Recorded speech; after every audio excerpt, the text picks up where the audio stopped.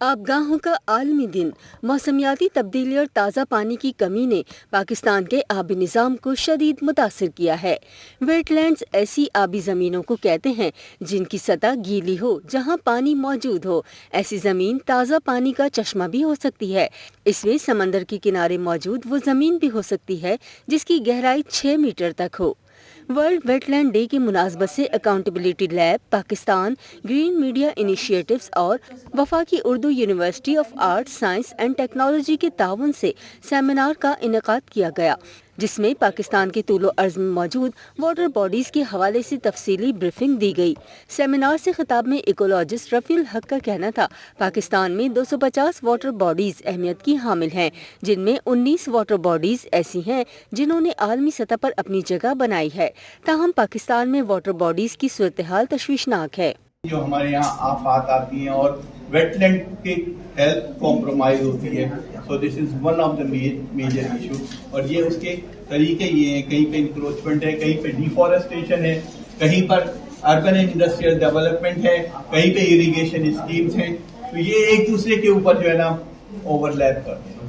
पाकिस्तान में आबगाहों को सबसे बड़े खतरात में मौसमियाती तब्दीली, दरियाओं में पानी के कुदरती बहाव में कमी, सनती फजला और मैंग्रोव्स की कटाई शामिल है। फिर यूके ने थोड़ा सा अपनी इन्वॉल्वमेंट जो है फंडिंग को लेके अब थोड़ी कम की है। जो 2030 विजन है उसमें ज्यादा सर्विस डिलीवरी, आप लोगों की असिस्टेंस, पाकिस्तान की मदद किस तरह की जा सकती है, कौन सी ऐसी ट्रेनिंग्स हैं जो पेश की जा सकती हैं। तो हमें भी अमूमन गवर्नेंस लेवल पे अगर हम बात करें पहले पाकिस्तान की, तो उसमें जब शोर बाहर मचता है तो हमें ख्याल आता है कि हाँ ये भी कोई इशू है।